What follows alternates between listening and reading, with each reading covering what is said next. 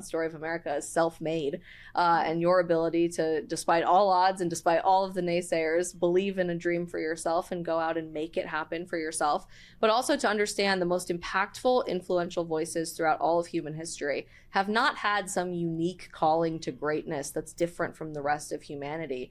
They simply had the courage to say yes and to say, here I am, Lord, send me, and use whatever tools at their disposal they could to bring God to the world. Our founding fathers were not powerful, wealthy, influential people. They were somewhat educated for the most part, but young 20-something scrappy kids that basically just wanted to give the metaphorical middle finger to the British Empire and say, you can't treat people like this, and we're not going to stand for that anymore.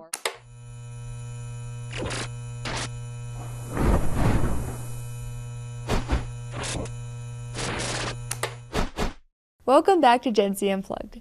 Today we have on Isabel Brown in Scottsdale, Arizona at our College Women's Summit. She is well known and well loved among Gen Z all over social media.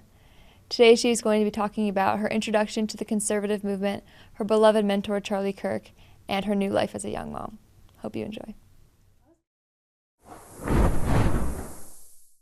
Isabel, thank you so much for joining the show today. I was really sad that I didn't get to hear your speech. I got to hear little bits and pieces of the Q&A, but I really appreciate you coming on the show today and joining us. Of course, I'm so excited to be here. What a beautiful event for so many amazing young women across the country. It's very exciting. It's been definitely a heart-wrenching past month, to say the least. And I know you really got your start with Turning Point USA, and it's just been near and dear to your heart just to see what's been happening. But it's almost prophetic, this turning point that we're seeing right now with so many young people getting involved, getting back into church, which is truly the most important thing, and starting Turning Point chapters. I mean, we've got over 120,000 applications for Turning Point USA chapters. It's really exciting to see. But I want to know a little bit more of your journey with Turning Point USA, getting involved, doing campus events with Charlie Kirk from the beginning.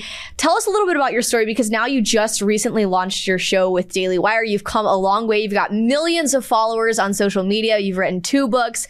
Got a husband, a baby. I mean, the whole thing. Tell us a little about your story. You know, I could spend probably 4 hours, so we'll have to pick and choose some really good moments. But I never dreamed that I would be sitting here as any part of my career, or even just for fun. I always loved politics, and it was more of a personal passion and hobby of mine. My parents are both Catholic lawyers, so we spent a lot of time talking about religion and politics around the dinner table. But outside of, you know, competitive speech and debate or interest in who was running for president in high school, never sought out to do this as a career. I love science. I always have, and I always yearned to be a surgeon, and was obsessed with the idea of the pursuit of objective truth in science, and really knowing that there was a right answer to things. The biggest questions about the universe, how entire solar systems work, down to individual cells in your body. And I wanted to use my love of that to try to help people and serve people in whatever way I could.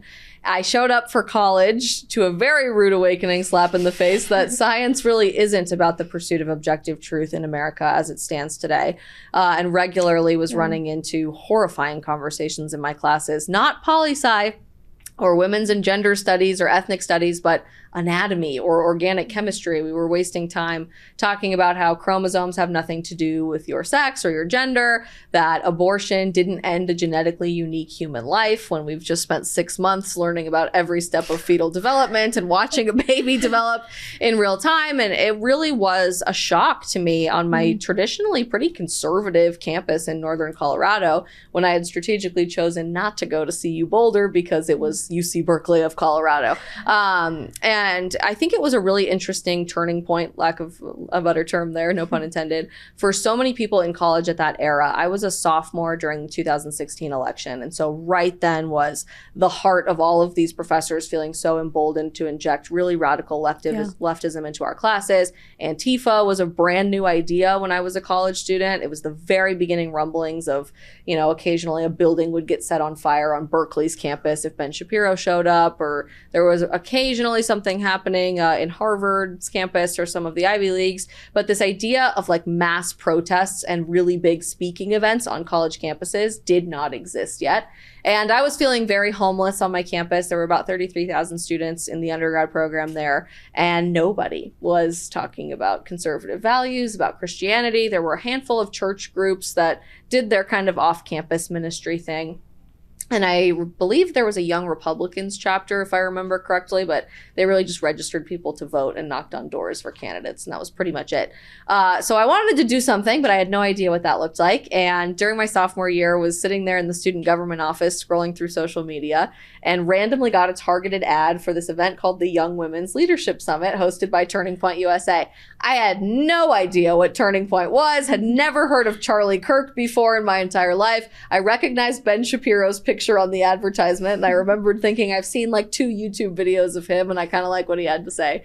And I don't know what it was. Something just possessed me to want to go to this conference very, very badly. So I drug my younger sister in tow with me, and we got on a plane to Dallas, Texas in June of 2017. And from the very first moment of that conference, I was hooked. I was so in love with the conservative movement, with this idea that we were giving a home to so many young women, especially on college campuses, that felt so isolated and so weirdly estranged from traditional values and even just the pursuit of open dialogue and pursuit of truth on our campuses. And in many ways, I was just totally enamored by this early 20-some-year-old kid in very ill-fitting suits and scuffy New Balance dad sneakers. He had no idea how to dress himself, but he was so intoxicating in how much he believed in his mission and his organization, and that was Charlie Kirk. A few months later, about 9 months later, I got a phone call from Charlie. Back then, the conferences were so small. It was like a few hundred people, so Charlie had everybody's phone numbers individually. It was a very personal experience, and he called me up in about early January, late December of 2018, going into 2018, saying, I think I want to give this college campus speaking tour thing a shot. I have no idea what this is. There's a handful of people doing it, but can we come to speak on your campus at Colorado State? Of course, Charlie, I would love to do that. Let's figure out a way to make it happen. And my whole life got thrown into a crazy tornado that I never expected. I ended up having to take incompletes in most of my classes that semester and repeating them, and I was slated to graduate a bit early because all of a sudden I found myself the poster child of the young conservative campus movement across the West, really in Colorado, Wyoming, Idaho, Montana. And as Antifa became louder and louder and more organized and more effective, they started planning to bus people in from states all over the West to my college campus in Fort Collins, Colorado, specifically to protest this kid, Charlie Kirk, who very few people had heard of at that point, who was coming to campus to talk about, ironically, free speech, of all things. I became best friends with the campus police department because I started receiving countless death threats, people doxing my address to my 1-bedroom apartment where I lived alone. And these were not students. These were like general middle-aged community members doing this, which was insane. People were threatening to rape me on my way home from class, which was really terrifying. Shocking that the blue light stations all over college campuses don't really do anything to protect you for that stuff. And I was shocked, certainly, and a little bit frustrated and afraid the first 200, 300 times I was called a Nazi or a white supremacist or anti-woman or any of the crazy names that people came up with. But I also had this fire lit in me through that experience of, wow, if there's this much hatred and this much backlash, something has to be moving through people in what this young man, Charlie Kirk, is doing. So we had the event. It was a huge success. About 1,000 students came from all over campus to just hear somebody that they had never heard from before and to have open dialogue and disagreement. The rule was always, if you disagree, you can come to the front of the line for Q&A. And I ended up continuing my journey through the rest of college. I was a junior at that time, hosting a few more events like that as the president of their Turning Point USA chapter. And during 2020, just after I graduated from undergrad, while I was still in grad school, Charlie called me up and offered me one of the very first jobs as a contributor for Turning Point USA. Back then, it was a very small group of us set out to do media and be on television and radio and social media as well, representing the voice of Gen Z, and have had countless adventures and different opportunities that have popped up since then. I've hosted tons of different shows for various media organizations. I co-hosted the Charlie Kirk Show with him for about 2 months. I think that was 2020 when he lost his voice so bad that they just desperately needed someone to pick up the microphone on the radio when he had to mute himself and cough. We've done all night live streams. We live reacted to January 6th together, which was like probably the wildest day of my media career. And I've just been so unbelievably blessed that this young man who nobody had ever really heard of when I was a student saw something in me that I didn't even see in in myself. And I was slated to head to medical school, work in the OR, work in a fluorescently lit hospital for the rest of my life. And I would have been perfectly content with that type of lifestyle. But he and other mentors along the way encouraged me that God had something else planned for me if I was willing to listen to it and put my plans aside. And these days that looks like all kinds of different stuff. It looks like being a wife to my amazing husband, a mom to our wonderful baby girl who's almost 6 months old, and in my career reaching tens of millions of people every single month with Instagram Reels, with TikTok videos, with my show now with Daily Wire that launched about a month ago. And it all really boils down to that original thing I still set out to do on my college campus, which was to pursue the truth and want to share that with people in whatever way I can. That's right. Wow, what an incredible story. That's amazing. I think that's cool that you said too. I've been, all these videos of Charlie have been surfacing on social media, and a couple people that have known him personally have said that same thing that you just said, that he saw something in someone and was like, let's go all in, even if they weren't even sure what that was themselves. So I think that's really many cool. people. I think it's been a powerful reminder for all of us. It's a weird process grieving someone that you know personally, and it's the loss of a dear friend and a mentor and someone that you would text when you need advice for something or whatever. But to see the global impact of everything is a whole different layer of, okay, this is so much more than just my friend. I was walking through the airport in Washington, D.C., headed out here the other day, and they have all the kiosks that sell MAGA hats to all the tourists and stuff, and they were selling white freedom T-shirts with Charlie's signature on them in the airport in Washington, D.C. And I had to stop for a second. I was running late for my flight, but I just stopped dead in my tracks and just thought, oh my gosh, like what an amazing, crazy, weird thing. I made it all the way up to Idaho a few days ago for a family event and walked into a frozen yogurt place, and they had posters of Charlie Kirk on every single wall honoring his life. Every cup that they were selling for frozen yogurt had a sticker with his face that said Charlie Kirk 1993 through 2025. This is a frozen yogurt shop, right? That just loved his message and loved the things that he believed in and wanted to give back in some capacity. So to know that there are so many of us now reconnecting, people who are in the halls of Congress, people who are on television, people who have shows like mine on social media, the most unexpected number of people have all kind of banded together and re-linked arms and said, we have to be in this fight together in Charlie's honor. And he saw something in all of us that we need to carry that legacy forward. Yeah. I want to talk specifically about just something, I guess really your experience with Charlie, now that we're on talking about Charlie Kirk, because it's really incredible to see the legacy that he's left and that we, have this duty to continue on. I mean, shame on us if we let this go to waste. And I do believe that we're seeing something happen right now. I mean, people that I've never expected to get involved or to go to church. I mean, people I've received messages, or I was at church the other day and someone told me that they've been praying for this individual in their family to come to know the Lord for 20 years. This is a grown adult who totally left the faith, and they just they were almost hopeless. They're like, we're praying every day, but we're struggling because we don't know what's next. And this is years, 2 decades.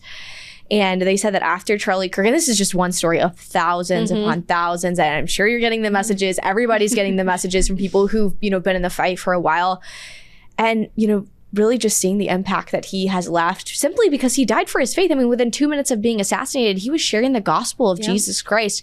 So I'm curious, what is one thing that Charlie Kirk has taught you, like in your time of knowing Charlie, one thing working, but one thing that you will never forget and you hope to kind of leave with other people? Oh, that's good.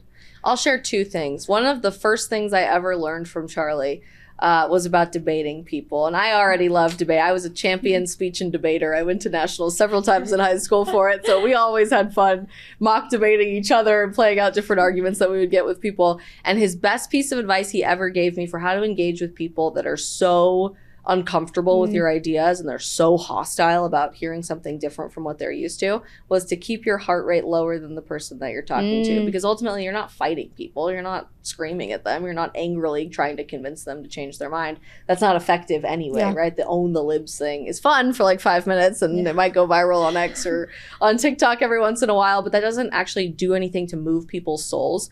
Take a deep breath, calm down. This is a joyful opportunity for conversation. And he was always so great at initially creating a point of connection with people. He would try to get some sort of agreement before they started getting into the disagreement. And that's the one common thing you're going to see in every conversation he had on college campuses and on his radio show alike.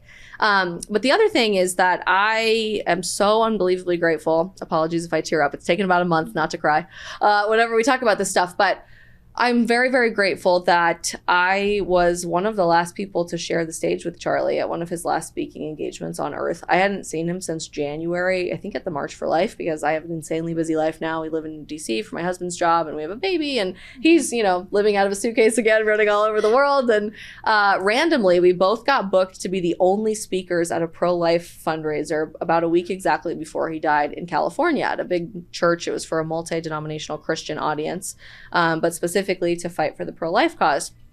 And Charlie, in classic fashion, saw that I was there, was really excited, invited me to come hang out in the green room for a while. And usually we get like 10, 15 minutes to catch up on life. But oddly, we had an hour and a half, 2 hours.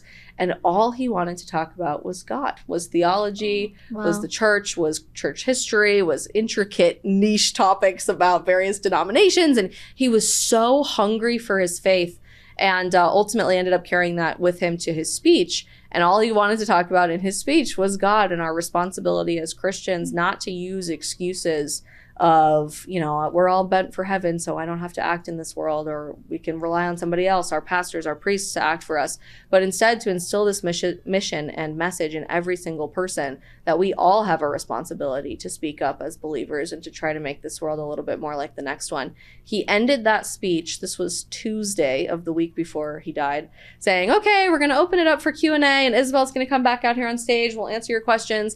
But before we do that, I have one more message for you. I know. One of you in the audience is going to say, Charlie, I got it all figured out in our Q&A. I got it all figured out, Charlie. Because you're going to use eschatology, end time theology, as a reason not to act, that Jesus is going to come back, so we don't have to worry about it. He'll take care of it. You're going to say, Charlie, next Thursday, Jesus is coming back. Next Thursday, we're all going to be in heaven, and we don't have to worry about this stuff anymore. Well, Charlie was in heaven next Thursday, which is crazy to think about now. And I have to wonder if he had some level of premonition or just peace about the whole thing. But I want to carry that with me every day. And I hope everybody else does as well, that we can't use the end of our own lives or the end of this world as an excuse not to be on offense. We constantly have to keep showing up and keep fighting to bring the gospel to people, to bring the light of God to people, and to transform this world in any way we can. Amen. Yeah. And if you're hearing my baby cry on audio, she's wailing in the hallway right now. Poor kiddo. Oh, that's mom life in real life. Yeah. Wow. Yeah. I love how you said this in your speech too, just a couple minutes ago, to those college girls, like, make this world more like the next. I think that's very powerful. And for maybe our listeners who haven't heard your speech to them, and maybe you have to, or if you want to reuse any part of it, you can. But if there is one thing that you wish college women specifically, if you had to tell them something, or just something you wish they understood more about themselves, maybe they are willing to, like, stand up and be true to their values, but they're just not sure how to get more involved, or anything like that. Anything you want to give to those? I think it's really intimidating for young people wanting to get involved, and they have these heroes like a Charlie Kirk or a Ben Shapiro or Matt Walsh or whoever, and they're constantly thinking, I would love to do something like that, but I'm not qualified, but I don't have 1 million followers, but I don't get to go on Fox News, but I don't have the company of a Daily Wire behind me or whatever. And my best advice to those people is that you don't need that, and you shouldn't ever rely on waiting for the perfect golden opportunity to exist. That's not the story of America. The story of America is self-made, and your ability to, despite all odds and despite all of the naysayers, believe in a dream for yourself and go out and make it happen for yourself, but also to understand the most impactful, influential voices throughout all of human history have not had some unique calling to greatness that's different from the rest of humanity. They simply had the courage to say yes, and to say, here I am, Lord, send me, and use whatever tools at their disposal they could to bring God to the world. That's true of Mary, the mother of God, who was asked to do this as an unexpected teenager from a very rural village that nobody would have ever expected the Messiah to come from.